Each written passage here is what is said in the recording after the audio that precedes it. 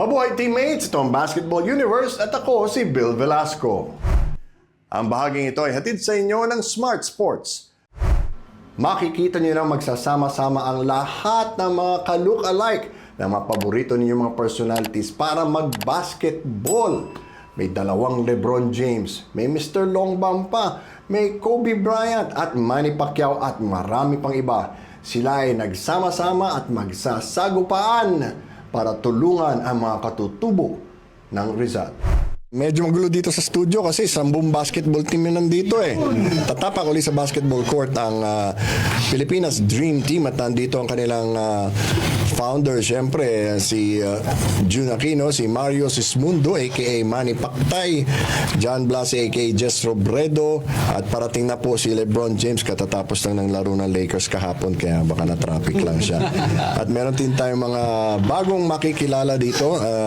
Of course, let's start with Daddy Chris sa Palok, magko-coach sa isa pang basketball team, Leo Arellar aka Kobe, at si Nathan C as Ham Time. Okay. So, hirap, pinag-memorize nyo pa ako. Sige, Jun, ilang buwan din kayong nawala, yung Pilipinas Dream Team? Akala ko pinagtataguan nyo lang ako. Yung pala, may reorganization na nangyari. Ano bang marami kami plano this year, 2025. Kaso biglang nabawasan kami ng 2 member. Si Apple Diap at si Manny Pacquiao. Halos 1 week lang ang diferensya na nawala sila. Tapos nawala pa sa amin si LeBron James. Kaya sabi ko, muna tayo, time out muna. Okay, rumakit muna. O ngayon, ano yung itong may darating kayong event sa weekend? Anong mangyayari dyan? December 6, na-invite kami maglaro sa Antipolo Sports Hub ni Coach Nino. Kaya salamat at nakabalik kami. At ito unang start uli namin ng 2025. 2026, tuloy-tuloy na uli. Marami na uli kaming exhibition, charity games. So patingin mo ba sobra na ang basketball sa Pilipinas? Kasi halos lahat na ng letra na alphabet ginamit na magtayo ng liga eh. Ayos lang, basta masaya. Basta masaya. Okay, that's a very good point. Yung mga bagong kaibigan naman natin, interviewin natin na Coach Chris, paano ka nadamay dito sa kababalaghan nila? Actually, I'm a professional coach, and at the same time I'm a content creator. Then si Sir Rudy talagang irerespeto talaga ng maraming content creator yan. Alam naman natin yung talagang support ni Sir Rudy sa hindi lang sa sports, talaga mabait na tao talaga. Ngayon nag-collab kami dahil yung team coach Daddy intact na sila. Ngayon, kumpleto, ang dami na naming mga lalawigan na napuntahan. Kilala na ang Coach Daddy. Nabuo ang grupo na to, nabuo ang pagsasamahan dahil meron kaming charity. This is a charity event na ino-offer namin sa mga katutubo ng mga taga-Tanay. Gusto namin silang tulungan. Then at the same time, ako'y tubong Antipolo. Gusto namin pasihayin ang buong bayan ng Antipolo. I see. So, itong mga katutubo ng Tanay na sinasabi mo, bihirang-bihirang marinig yan eh, no? So, wala talagang pumapansin sa kanila. Actually, it's a remote area na minsan may mga tao pa nga doon na halos hindi pa nakakatikim ng karangyaan na normal na nararamdaman lang natin. So, kaya nabuo tong programa na to para bigyan sila ng kasiyahan. Then, kung ano man yung pagkukulang nila doon, kahit pa paano mapunan ng grupo ng Pilipinas Dream Team and Team Coach Daddy by that particular event. Sino mga sumusuporta sa team ninyo? Kasi hindi mura yung bumuo ng basketball team. Ang kagandahan sa amin, hindi lang kami basketball team eh. Kami ay tunay na mga magkakaibigan, magbabarkada talaga kami, na nagkakilala kami. We are all content creator. Then we treat this one not just only for fun. This is one source of living na ginagawa namin. Then at the same time, unti-unting lumalalim yung friendship. Okay, nice. Yun yung kagandahan na nabubuo talaga. Okay. So hindi importante sa amin gaano yung pera. Sige, sa akin na lang. Mas importante sa amin talaga yung reach kung ano yung magiging mission po namin. Okay. Tsaka siyempre, lalo na ngayon, medyo mahirap ang panahon. Kailangan masaya yung mga tao. Yes, opo. Yung entertainment talaga. Ikaw naman, Leo, paano ka napasok sa ganitong pag-entertain sa mga tao? Dito kasi, I'm an active coach ng sarili kong gym. I have my own gym which is LA Fitness Gym. Okay, nice. Well, honestly, meron lang ako kwento sa inyo, no? Para rin sa mga kabataan at sa mga nawawala na ng gana ng pag-asa, lalong-lalo na sa mga na-stroke. Well, gusto na may paalam kay Coach Daddy, kay Nathan na hindi lang talaga basketball Hindi lang pera, kundi yung yung gustong-gusto mo sa buhay. Let's say, like, sports, and then yung maalis ka sa mga drugs. Yun ang ayaw namin talaga, no?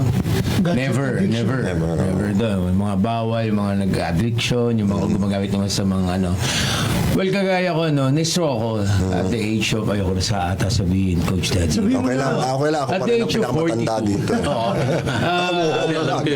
I was a character actor sa GMA7 sa Channel 2. No? After ng taping ko, puyat na puyat ako.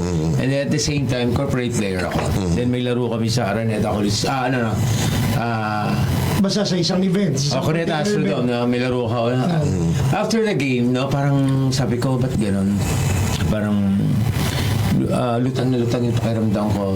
Then natulog ako. Then gumising ako. Pagising ko, stroke na ako. Totally. Lahat no? So, pero they're always asking, bakit ganun? Mali po kayo ng pagkakaalam na hindi porket ang ganda ng katawan ko. Natatandaan niyo po ba si Samuel Ling? No naman. Napakaganda. I was the last one to interview him. Yes. Naging coach ko po yun sa Same thing, naglalaro siya tapos... Yes, pares. So, ang ganda po maganda rin yung katawan po niya, ganun din ako. Tinatanong nila ako, ba't ganun?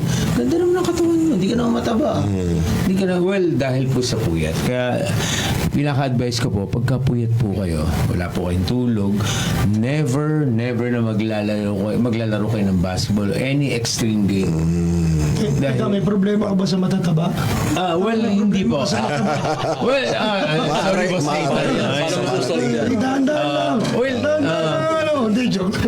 sa team po namin nila Coach Daddy sa Nathan, ang gusto po namin ipaalam sa lahat, hindi lang po basketball, yung pagiging friendship, yung pagiging matulungan, and then stay away from drugs. Ano pa, Dads? At the same time, isang magandang inspiration na gustong sabihin ni Leo as aka Kobe, galing siya sa stroke na ngayon active uli siya. Naka-recover siya through discipline and syempre prayers.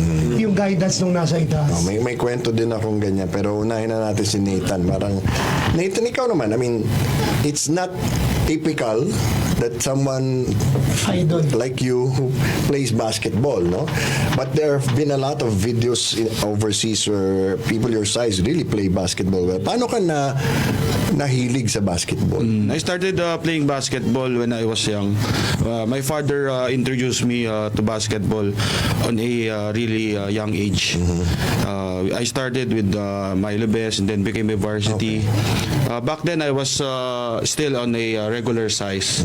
Then, after college, that's the time that I really became fat because of work. My work then is just purely sales. And then, what happened is I quit basketball already for the past for around almost more than 5 years, and then all of a sudden I went back to basketball because of pandemic, and someone put a caption on one of my video, Ham Time, and then that started it all. It became viral, went over 16 million views. Wow. And then it was posted by FIBA as well as other international pages. Ball is life. So that's the time I used the caption Ham Time and started my advocacy for the fat people to go back to sports, because some of the fat people don't want to play sports anymore because they're shy. So what I did is that became one of my advocacy for them to go back to sports. Don't be shy, start small. start doing jogging. So it's been already more than 2 years that I'm doing this. Been invited to a lot of places already to inspire the youth as well. So that started the Ham Time. Anong nagawa ng basketball para sa iyo? Basketball yan, grabe. Sobrang laki ng binigay sa akin ng basketball. Lalo na this past few years na ang dami ko nang napuntahan lugar, mga fiesta, mga iba't ibang liga. Tapos ang pinaka natutuwa ako na binigay sa akin ng basketball is pag nasa isang lugar ako, yung mga kabataan nagpapa-picture. Tapos especially may mga bata na nahihiya sila. Kumbaga hindi sila sinasali sa basketball kasi heavyweight sila. Yun yung isang naramdaman ko na rin kasi yun eh. Kaya gusto kong patunayan talaga na kahit na mataba, may puwang pa rin sa mundo ng basketball. Yan, very very well said. At ngayon kasama natin dito sa studio si James Titan Yusuf aka XL LeBron James. So Alright. James, tell us, how did you get involved with this group? Thank you so much. First of all, time is the big Rudy. Yeah, I was inside the gym with one of my friend, big Nick. So one day he DM me, bro, there is a big Rudy. He said you look like LeBron James, but the big size of LeBron James. I said, God dang. Then he said, he wanna see you. I said, okay, let's do it. So I love playing basketball. I love being activity. So I'm not only playing basketball, I'm playing a lot of sport. Okay. So boxing, taekwondo, Muay Thai, but basketball is very my passion. What do you enjoy about entertaining people through basketball? I like making friends and then making people, to be happy, having some fun with Filipino culture, basketball here is number one. Oh yeah. So you have to go with the flow. Yeah. Okay, let's kausapin naman natin yung ating suki dito, si Mario Sismundo aka Manny Pacquiao. Ayan, parang tagal natin. Good morning.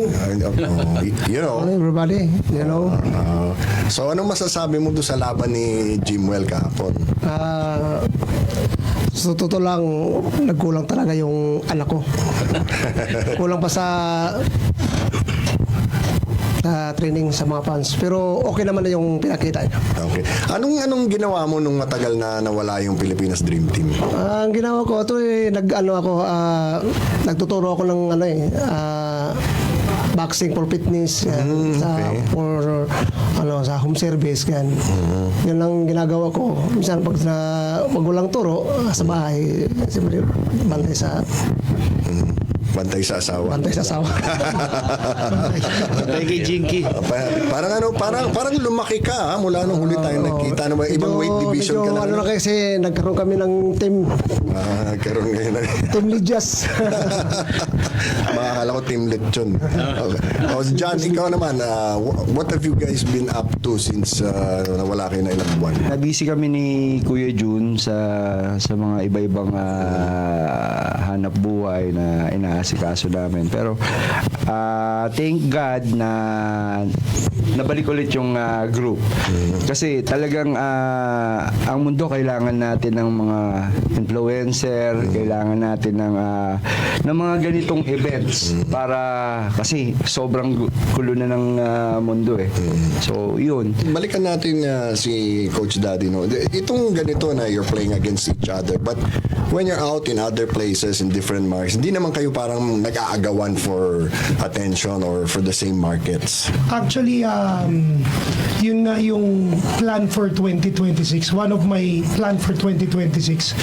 And bubuo na ako ng isang association. Actually, may pangalan na siya eh. Po-promote ko na rin dito. This is the best time to promote it. It's Association of United Influencers. Okay. Bubuuin ko siya para lalo pang magkasundo-sundo ang mga influencer at magkaroon ng programa. Kasi isa akong nakakalungkot ay lalo na hindi lang sa influencer side. marami yung naghihilan pababa. Yes, club mentality. Oh. Iibahin naman po ng association na yun. Since naghihilaan kayo pababa, kami po ay naghahatakan pataas. Okay. Nathan, for you, what's the ultimate goal of doing this? Para sa akin yung ultimate goal is to inspire syempre. Marami kasi kaming nai-inspire dun sa namin platform. So yun, magbigay ng good example syempre sa youth. Number 1 yun ang pinaka-goal namin. Tapos at the same time, kasi pag nagpapasaya ka ng tao, in a way sumasaya ka na din eh. Yun yung ultimate Parang may goal. purpose ka, Yes. no? What do you tell people like you na parang ayoko nang lalaitin na ako, alaskahin lang ako ng mga tao? What do you tell them? Ayun, sabi yan na lagi ko sinasabi sa kanila. Number 1 kasi yung self-esteem eh. Pagka nabalik mo yun sa sarili mo, magkaroon sila ng confidence na bumalik sa basketball kasi lahat naman yan pwedeng mag-start ng small eh. Hindi naman ako biglaan na after na 5 years na hindi nag-basketball. Syempre dumaan din ako sa baby steps ulit. Tapos yun, hanggang ngayon naman pinapakita ko sa kanila na kagaya kahapon dun sa may Tagig sa mall, may batang lumapit sa akin na mataba, sabi niya, Kuya Hamtime, tingin mo ba pwede pa ako mag-basketball ulit? Sabi ko sa kanya. Nakikita mo naman, di ba, yung videos ko. Sumali ka sa laro, huwag ka mahihiyang sumali. Yun yung number 1, huwag kayo mahihiya kasi lahat naman na may chance makapag dahil sports is for all. Yeah, tsaka sukatin mo muna. Wag mong isipin na makakapag-play ka. Madali Yeah. Mga dahan-dahan lang. O yan ang pinagdaanan ko din eh. Kaya just to add up, sir, yung sinasabi nyo ng mga basher, I really commend one of my player, Mr. Longbam. Kasama po namin sa team coach natin si Mr. Longbam. Si Longbam, hindi yan nakatingin sa basher. Yeah. Si Longbam nakatingin siya sa mga hindi marunong maglaro na gustong maglaro ng basketball at mahal ang basketball. Oh, at saka kahit yung mga pakagat niya sinasakyan ng mga tao, parang of course he doesn't need that, diba? Si Longbam po ay sa personal, sa tunay na buhay. Napakabait po na tao, napakaraming tinutulungan na tao. That's true. Actually, siyang may-ari ng team sa isang pro league na lahat ng pamilya ng mga players niya pinapasweldo niya. As in talagang natutulungan niya yung mga pamilya ng mga players na yun. I really commend the good heart of Mr. Long. Tsaka all of us, I mean, even me, we have our own public personality and then we have our own personality as a private person. Diba? Coach Leo, ikaw naman, what do you want to impart to people pag naglalaro kayo sa labas? Parang lagi ko sinasabi kasi nung back tayo dun na-stroke ako kasi nung time na na-stroke ako talagang parang nawalan na ako ng gana eh. Then tao lang umiyak ako every night dahil sabi ko hindi ko na magagawa to, hindi ko na kayang gawin to, then and also may business din na kahit pa paano hindi ko na rin kayang gawin, so talagang in 6 months time nilabanan ko, sabi ko try ko makabalik, ginawa ko lahat, so talagang wala na akong pang-PT, no? Talagang ako na sinarili ko na yung PT ko, and then grabe, thank you Lord, alam niyo kung bakit nakabalik ako in 6 months time, nakakatayo na ako. Pero although trinay kong maglakad-lakad, trinay kong gawa ng any activities na madidevelop ako. So ang gusto ko lang sabihin guys, hindi porket matanda na kayo at hindi porket I'm sorry pero usually kasi po ganun eh, alam niyo po sa gym pag may nag-i-enroll sa akin, lagi nilang sinasabi, coach, tanda na ako, 49 na raw, 60 na raw. Sabi ko, sir, Look at sa Freddie totoo Webb. lang, tingnan niyo po ako. 54 na ako. 54 na ako, nakatakbo pa ako. Pabalik-balik na, kalundag pa And ako. Kobe ka pa. Diba? And then nakachamba pa. Ikaw buhay pa. Guys, thank you rin pala kay Coach Daddy and Nathan. Sila talaga yung may dahilan din kaya ako nakasama sa group. So nakakatuwa dahil nung unang invite nila sa akin, alam mo, sobrang nakakatuwa kasi hindi namin ni-expect. No? tawag sa akin ni Senator, no? Grabe talaga yung mga tao ko, ko. Yun lang talaga. Nakakatawa. Guys, yun lang ha. Lagi nyo, alagaan nyo lang sarili nyo. Never kayo mag-workout or mag-exercise ng puyat. Ayan. So, stay away from drugs. Yun lang lagi, sir. Okay? Thank you po. Pinagdaanan ko rin yan because last year, I had heart surgery. No, my heart function was down to 20% na hindi ko alam. So, lagi akong pagod. Masandal na ako. I must sleep for an hour. You know, and that was not the normal me. You know, I always had a lot of energy. Then, I had surgery to implant a device which controls my heart. No, there are 2 screws that are wired directly to my heart muscle. So the doctor said, okay, 20%. I said, what is the best scenario? They said, at most your heart will hit 35%. So that's just 1/3. But, you know, for the past year, I've been holding at 70%. So the doctors don't know how to explain that. And I said, well, you know, one is you have to be positive, and 2, you have to try to, you know, not stress yourself about things that you have no control over. Kasi syempre, diba, isipin mo, hindi naman mangyayari. I read a study that said 85% of what you worry about does not happen. So that's, you know, a very big percentage. So luckily, pero bawal na akong contact sports, bawal na magbuhat na mabigat because there's no heart transplant in the Philippines. So that's why it was like a patch job. So all you have to do is to enjoy your life. Yeah, enjoy it. So now I just walk, or when I get the chance I swim. But I haven't stepped back on the basketball court yet.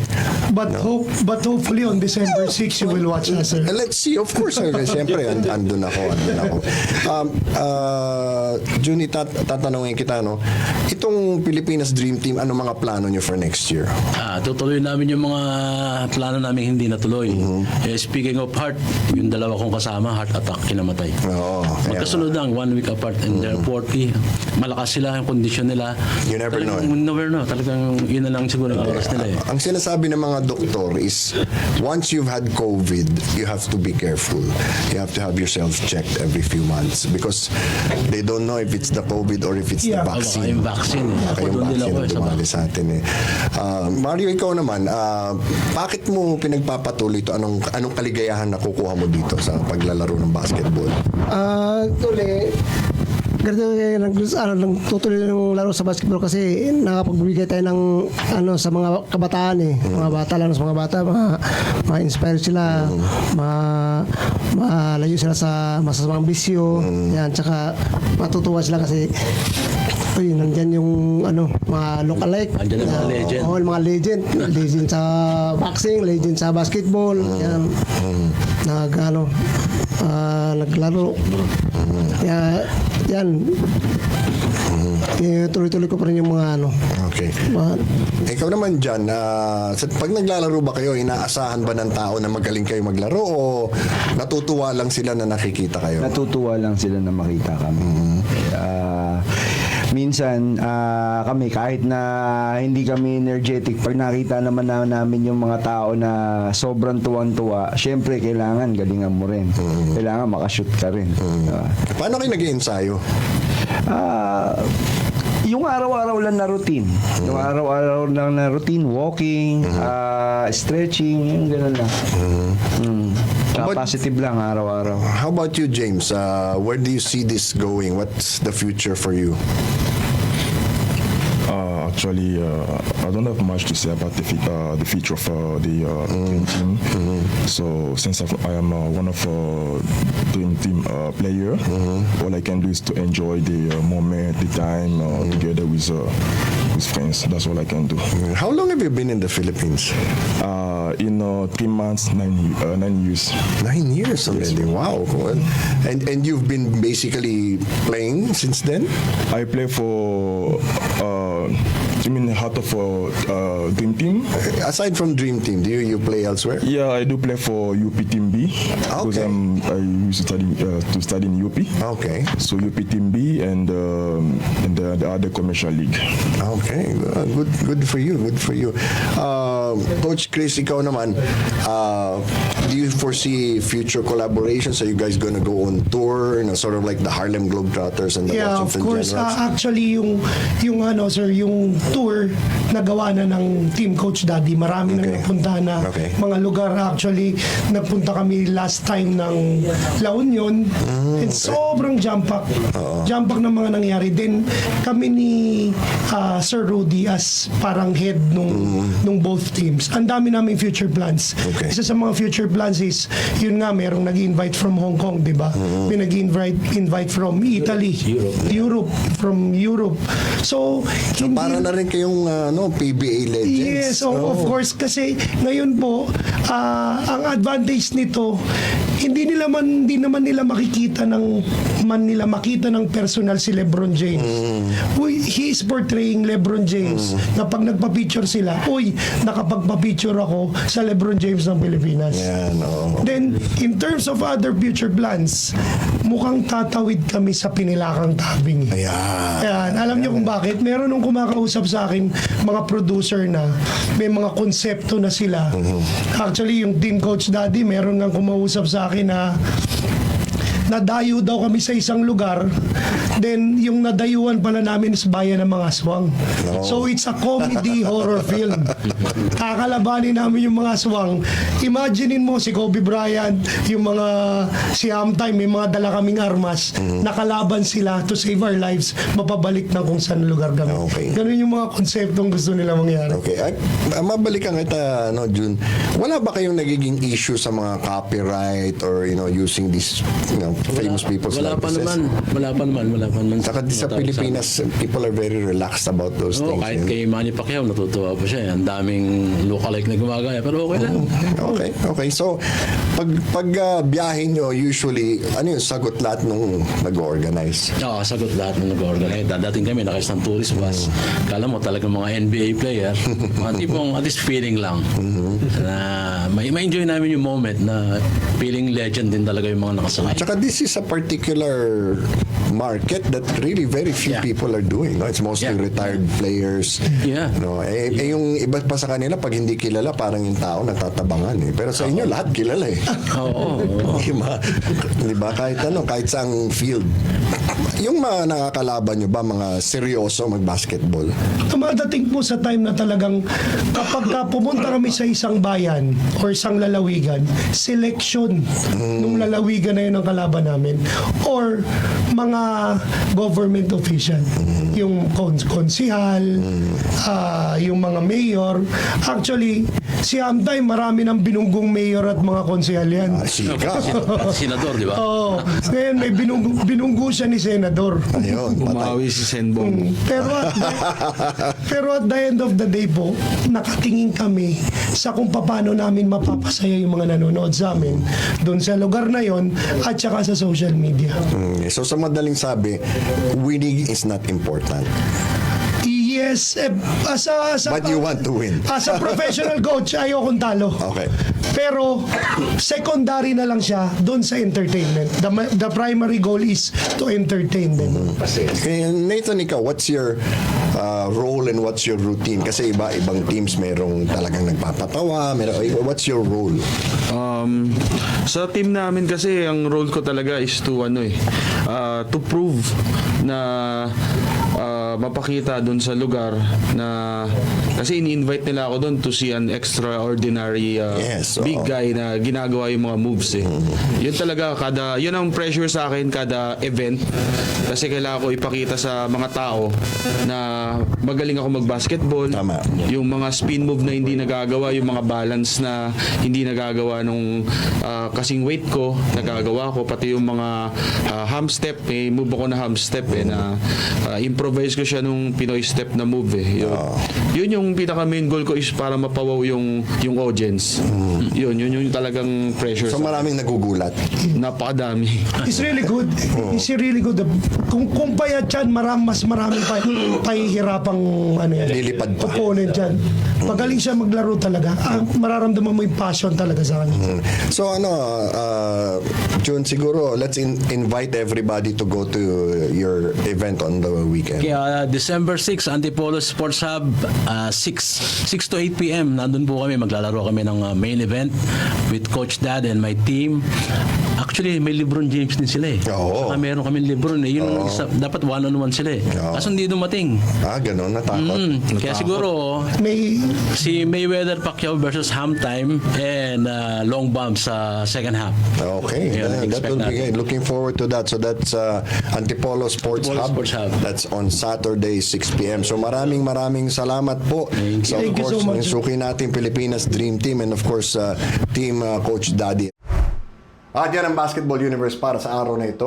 Abangan kami tuwing Lunes, Miyerkules at Biyernes sa YouTube at Facebook. Kaya like, share, subscribe at follow na rin. Nais naming pasalamatan ang Smart Sports. Laging tandaan, saan man kayo at ano man ang ginagawa ninyo, magkakampi tayo.